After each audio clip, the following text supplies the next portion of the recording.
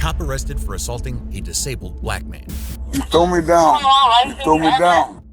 On the evening of July 26, 2021, Officer David Lance Dukes of the Orangeburg Department of Public Safety received a complaint about a man banging on his neighbor's door. Officer David later said that the caller was a woman who had told him that the 58-year-old suspect named Clarence Gaillard had a gun. Upon arriving on the spot, David ordered Gaillard to get on the floor, which Gaillard did.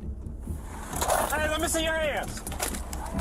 Get on the ground! Get on the ground! Get on the ground right here! However, the officer still wasn't happy and proceeded to force the disabled man to the ground by kicking him in the head, which caused Gaillard's head to hit the ground. Get on the ground! There's a gun behind me. There's a gun up behind me. After forcing Gaillard onto the ground and handcuffing him, David went on to look for the gun that the caller had mentioned. But there was no gun. David only found a stick wrapped in shiny silver tape, which Gaillard's lawyer later said that his client keeps the stick to protect himself from stray dogs. Soon after, David's fellow police officers also arrived at the location and were inspecting the matter. Even Gaillard's neighbors started to question David's use of excessive force, whom he tried to silence. Yep. Listen. Yep, they slammed my head Listen. down on the cement. Yep. Go back inside. Go back in the house. Go back in the house. After David helped the victim to his feet, Gaillard started complaining about his head injury inflicted by the officer. You throw me down. I sure did. and- You wasn't listening. Yeah. Although David succeeded in silencing Gaillard's neighbors, he couldn't silence other cops, who are now looking at him with suspicion.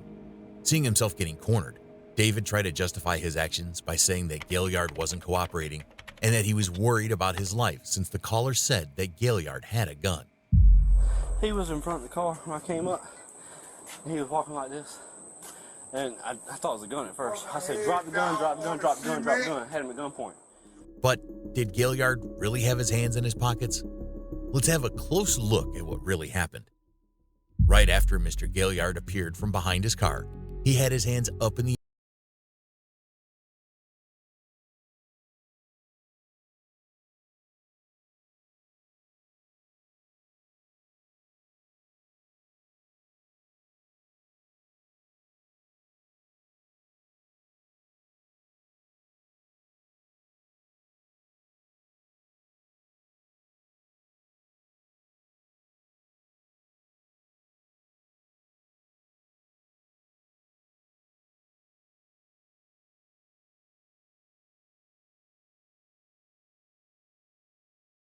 and his cousin Julian.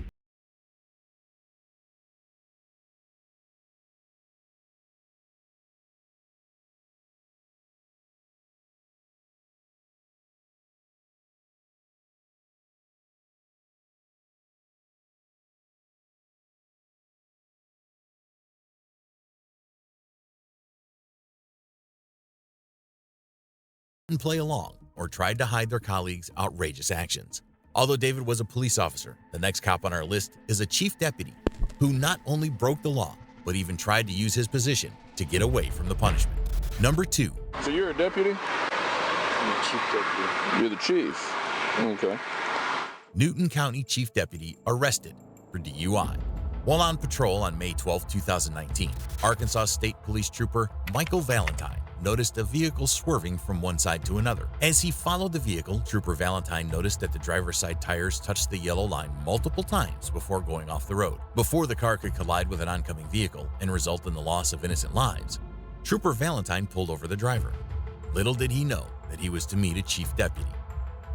The driver identified himself as the Newton County Sheriff's Office Chief Deputy, Michael Kyle Dunn. Just like Trooper Valentine, I also expected Dunn to know the law better, but it was a wrong assumption. Step out with me, okay? So you're a deputy? I'm the chief deputy. You're the chief. Okay. Giving him a real talk while keeping the privileges as a chief deputy in mind, the trooper said that no matter Dunn's post, he had to do his job. Well, I understand that, but I mean, you know, we can't be out driving if we've been drinking. Yeah. And, you know, I caught you coming back onto the highway back there. You almost hit a sign and then followed you for a little while and you touched the yellow line twice, touched the white line twice, okay? Okay.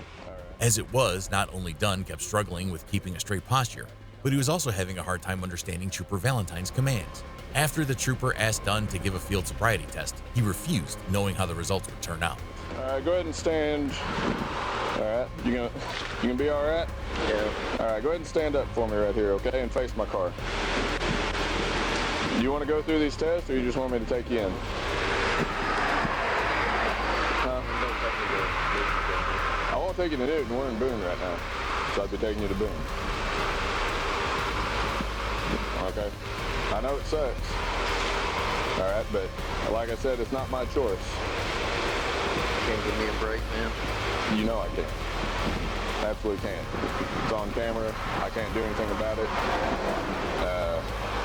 I've got family out here on this highway. I'm sure you do too. Not only that, he even proceeded to ask the trooper to give him a break, which Valentine courteously refused, reminding the chief deputy about the dash cam recording the incident. Now, to speculate about what would have happened had there been no camera recording the incident, I'd leave it to you. Trooper Valentine gave Dunn two choices. Either he gives a field sobriety test or chooses to go to jail. Well, Dunn chose the hard way. You have a pretty good chance of, judge finding you not guilty. He does that quite a bit. I don't know how I've never seen him in court with another officer with a DWI, but in that court. But he didn't like being handcuffed, a policy that he would have followed against a citizen if he were to arrest one.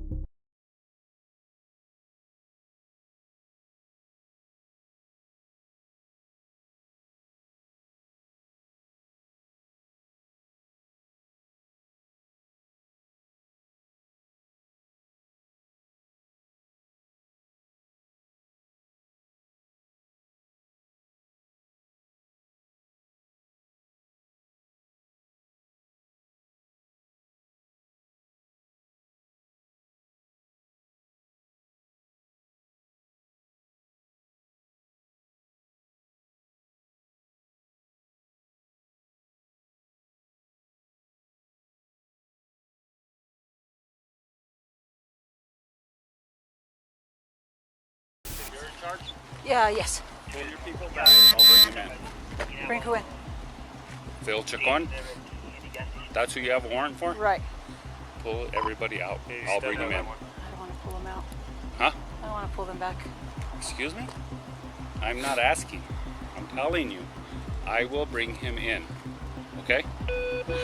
We don't need to make this bigger than what it is. Hey, the sheriff just pulled in, and he's asking us to pull back, and he'll pull him in. But he's been drinking. I can smell it on him. We're gonna need somebody. Huh? Yeah.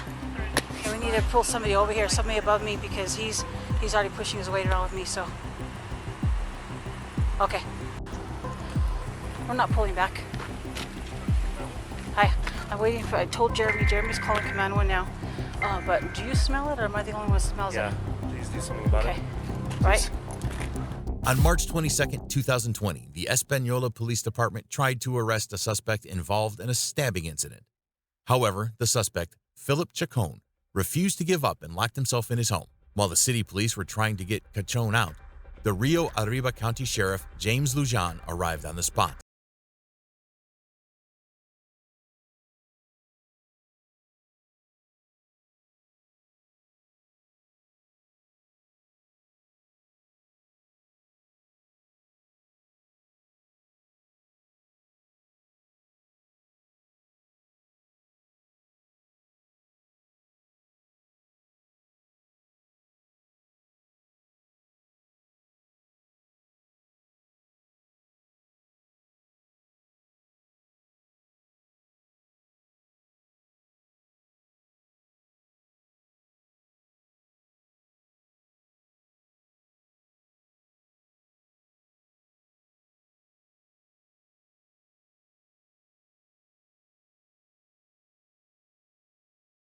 Espanola Police Department for assistance to deal with the drunk sheriff, who was not only causing more trouble in an already difficult situation, but was also ruining the hard work of the cops, who had tracked Chacon down after a long search. While on the spot, Sheriff Lujan kept talking with the suspect through his phone.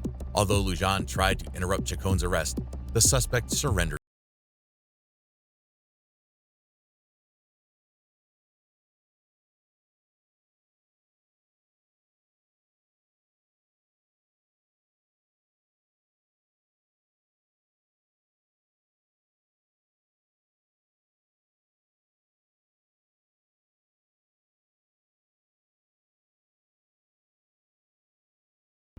Lujan was taken in handcuffs from his office and was transported to the Los Alamos County Jail.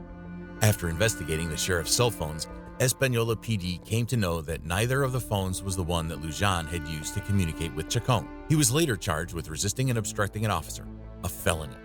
There has been a lot of tension between Espanola City councilors and the sheriff's office since Lujan's arrest. Seeing the critical situation, the state attorney general, Hector Balderas, said no one is above the law, but all enforcement officials must work together to keep their communities safe while ensuring justice and due process for all New Mexicans. Although cops covering up their corrupt colleagues is one of the biggest threats to our justice system, law enforcement officers fighting each other isn't going to help either. If you want to support the channel, please subscribe, as it means a lot to me.